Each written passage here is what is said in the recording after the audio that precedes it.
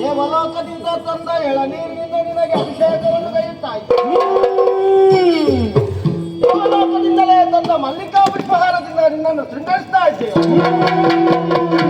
ಪ್ರಾಣೋತ್ಕ್ರಮಣ ಸ್ಥಿತಿಯಲ್ಲಿರುವಂತ ಅರುಣನಿಗೆ ಮೋಕ್ಷವನ್ನು ಒದಗಿಸಿ ಶಾಂತಲಾಗಬೇಕು ತಾಯೇ.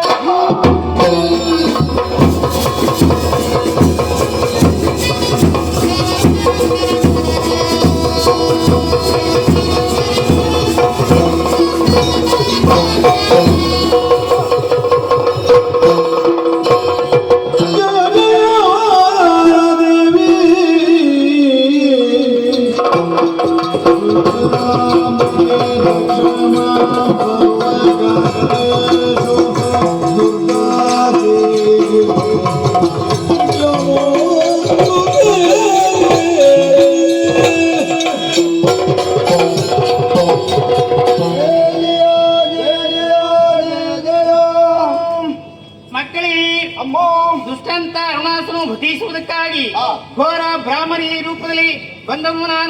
ನನ್ನನ್ನು ಶಾಂತಗೊಳಿಸುವುದಕ್ಕಾಗಿ ದೇವ ಭೂಮಿಯಿಂದ ತಂದು ಎಳನೀರಿನಿಂದ ಅಭಿಷೇಕ ಮಾಡಿದ್ದೀರಿ, ಮಲ್ಲಿಕಾ ಪುಷ್ಪದಿಂದ ಅಲಂಕರಿಸಿದ್ದೀರಿ.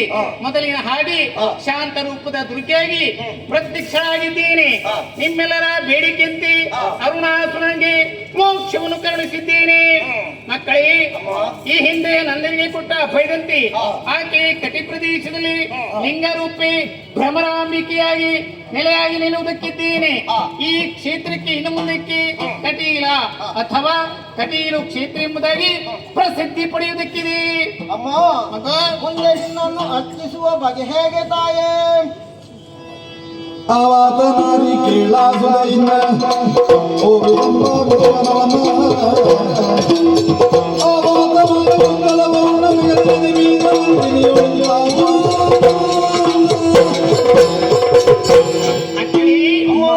ಮಾಘ ಶುದ್ಧದ ಪೌರ್ಣಮಿಯ ದಿನದಂದು ನಂದಿನಿ ನದಿಯಾಗಿ ಹರಿದು ಬಂದಿದ್ದಾಳೆ. ನನ್ನ ಕ್ಷೇತ್ರಕ್ಕೆ ಬರುವಂತ ಭಕ್ತರು ನಂದಿನಿ ನದಿಯಲ್ಲಿ ಮಿಂದು ಎಳನೀರಿಂದ ಅಭಿಷೇಕವನ್ನು ಮಾಡಿ ಮಲ್ಲಿಕಾ ಪುಷ್ಪದಿಂದ ಯಾರು ಅಲಂಕರಿಸ್ತಾರೋ ಅವರ ಮನಸ್ಸಿನ ಇಚ್ಛೆಯನ್ನೆಲ್ಲ ನೆರವೇರಿಸಿಕೊಡ್ತೇನೆ. ನಾನು ನೆಲೆಯಂತ ಕ್ಷೇತ್ರದಲ್ಲಿ ಪ್ರತಿನಿತ್ಯ ಸಂಗೀತ, ನೃತ್ಯ, ಯಕ್ಷಗಾನ ಮುಂದಂತ ಲಲಿತ ಕಲೆಗಳಿಂದ ಯಾರು ನನ್ನ ಮನಸ್ಸನ್ನು ಮುದಗೊಳಿಸ್ತಾರೋ ಅವರಿಗೆ ಆಯುಷ್ಯ, ಆರೋಗ್ಯ, ಸಂತಾನ, ಸಕಲ ಸೌಭಾಗ್ಯವನ್ನೆಲ್ಲ ಕರುಣಿಸುತ್ತೇನೆ. ಅಷ್ಟೇ ಅಲ್ಲದೆ ಸಾಧ್ಯಂತ ಯಶೋಮತಿಯು ಅನವರತವನ್ನು ನನ್ನನ್ನು ಧ್ಯಾನಿಸಿಕೊಂಡು ಬಂದವಳು. ಆಕೆ ಆತ್ಮವು ನನ್ನಲ್ಲಿ ಐಕ್ಯ ಹೊಂದಿದೆ. ಆ ಸಾಧ್ವಿಯ ನೆನಪಿಗಾಗಿ ನನ್ನ ಕ್ಷೇತ್ರಕ್ಕೆ ಬರುವಂತ ಮುತ್ತೈದೆಯರು ಅರಸಿನ, ಕೈಬಳೆ, ಕುಂಕುಮ, ಕರಿಮಣಿ, ಬಟ್ಟೆ ಸೀರೆ, ಮಲ್ಲಿಗೆ ಹೂ ಇದನ್ನು ಯಾರು ಹರಕೆ ರೂಪದಲ್ಲಿ ಸಮರ್ಪಿಸ್ತಾರೋ ಅವರ ಮಾಂಗಲ್ಯದಲ್ಲಿ ನಾನಿದ್ದು ಸದಾಕಾಲ ಮುತ್ತೈದೆಯರನ್ನಾಗಿ ಅನುಗ್ರಹಿಸ್ತೇನೆ. ಮುಂದೆ ನನಗೇನಪ್ಪಣೆ ತಾಯಿ? ದುಷ್ಟರು ಕೊಡ್ತೀನಿ ಹಿಂಸೆಯನ್ನು ತಾಳಲಾರದೆ ಗುಹೆಯನ್ನು ಸೇರಿಕೊಂಡು ತಪಸ್ಸನ್ನು ಆಚರಿಸಿದವ. ಇನ್ನು ಮುಂದಕ್ಕೆ ಆ ಗುಹೆಗೆ ಆಮಲಕ ತೀರ್ಥ ಅಥವಾ ನೆಲ್ಲಿ ತೀರ್ಥ ಎಂಬುದಾಗಿ ಪ್ರಸಿದ್ಧಿಯನ್ನು ಪಡೆಯಲಿ. ಸುರಪಾಲ, ದೇವ ಭೂಮಿನಿ ನನ್ನ ಕೈ ಬೀಸಿ ಕರೆಯುತ್ತಾ ಉಂಟು.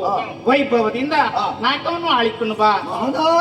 ಮಕ್ಕಳೇ, ಸಾಧು ಸಜ್ಜನ ಪೊರೆಯುವುದಕ್ಕಾಗಿ ಧರ್ಮದ ರಕ್ಷಣೆಗಾಗಿ ಕಟೀಲು ಕ್ಷೇತ್ರದಲ್ಲಿ ಲಿಂಗರೂಪಿ ಭ್ರಮರಾಂಬಿಕೆಗೆ ನೆಲೆ ಹಾಕ್ತೇನೆ. ದುರ್ಗಾ ಪರಮೇಶ್ವರಿಗೆ ನೆಲೆ ಹಾಕ್ತೇನೆ.